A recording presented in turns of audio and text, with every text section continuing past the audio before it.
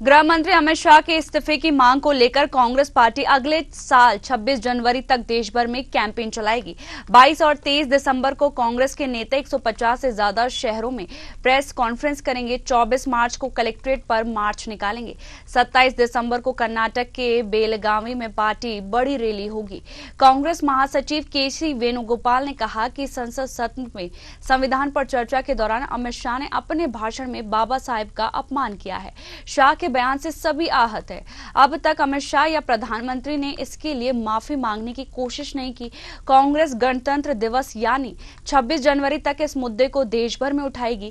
कांग्रेस नेता पवन खेड़ा ने भी जानकारी दी थी कि लोकसभा और राज्यसभा के कांग्रेस सांसद CWUC सदस्यों के साथ देश भर के 150 अलग अलग शहरों में प्रेस कॉन्फ्रेंस करेंगे और केंद्रीय गृह मंत्री अमित शाह के इस्तीफे की मांग करेंगे।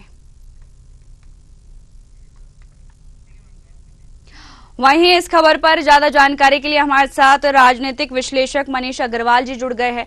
मनीष जी, आपका बहुत बहुत स्वागत है न्यूज आवर पर।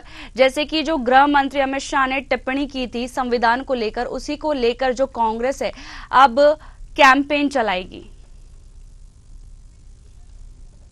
करुणा जी, मुझे लगता है कांग्रेस प्रमुख विपक्ष है। कांग्रेस का अपना हक है इस तरीके की कैंपेन चलाने का।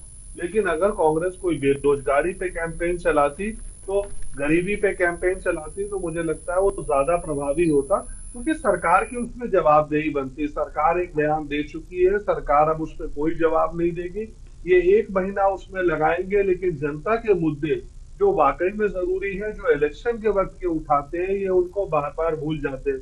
क्योंकि हमें ये ध्यान रखना चाहिए कि 26 जनवरी तक ये इस मुद्दे को उठाएंगे और 31 जनवरी से बजट सत्र फिर से शुरू हो जाता है। तो मुझे लगता है ये इस मुद्दे को फिर से अगले सत्र में ले जाना चाहते हैं। जबकि बेरोजगारी और गरीबी पे ये प्रदर्शन करते हैं, तो इनके जनाधार में कुछ बढ़ावा होने की भी उम्मीद होती है। जी, जो जनता के मुद्दे हैं वो कांग्रेस को उठाने चाहते हैं। बकायदा गृह मंत्री का जो बयान था उस पर गृह मंत्री ने भी बयान दे चुके हैं, साथ ही कह चुके हैं कि जो उनका बयान है वो तोड़ मड़ोड़ कर कहा जा रहा है और इसको अब कांग्रेस नहीं, सपा भी कार्यकर्ताओं के साथ प्रदर्शन कर रही है, सड़कों पर उतर रही है। देखिए, समाजवादी पार्टी और कांग्रेस को जो अच्छी जीत उत्तर प्रदेश में मिली थी, तो उन्हें लगता है पिछड़ा और दलितों के बिना वो जीत उन्हें नहीं मिल सकती। लेकिन उन्हें साथ ये भी बताना पड़ेगा कि कांग्रेस का एक इतिहास रहा है।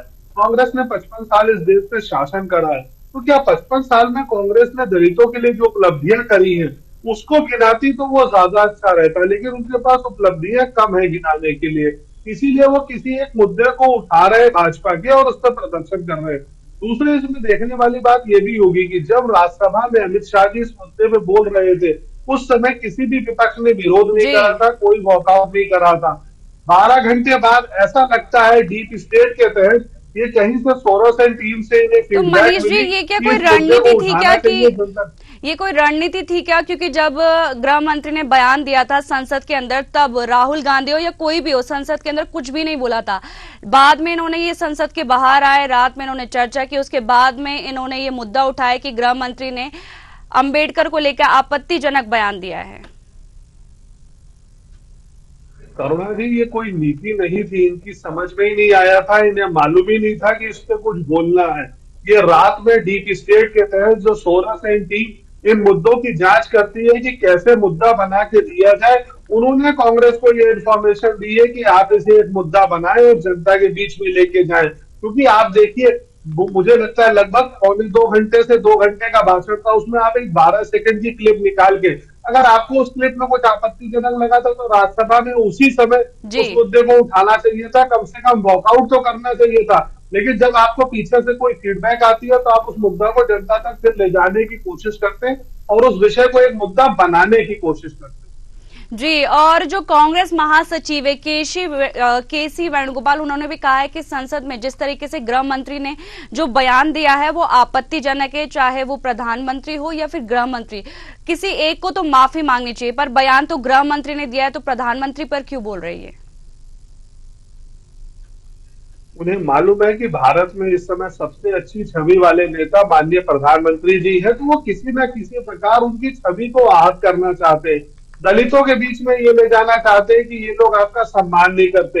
लेकिन आप देखिए, जब सरकार की जो नीतियां आती हैं, क्या उन नीतियों में ये बाइफिकेशन होता है कि वो नहीं आएंगे? आप सरकार की उज्ज्वला नीति देखिए, शौचालय की नीति देखिए, ये दलितों अति पिछड़ा वर्ग के लिए थी ना। सामान्य आदमी के पास ये सारी सुख सुविधाएं पिछली सरकारों में भी थी, लेकिन पिछड़े जाति के लोग, बहुत से दलित इन सुविधाओं से वंचित थे। और जब भाजपा ने उन तक ये सुविधाएं पहुंचा के उनको अपने वोट बैंक में जोड़ा है, तो विपक्ष को ये लग रहा है कि अगर ऐसी भाजपा की सरकारें बनती रही तो हमारे पास कोई मुद्दा नहीं बचेगा।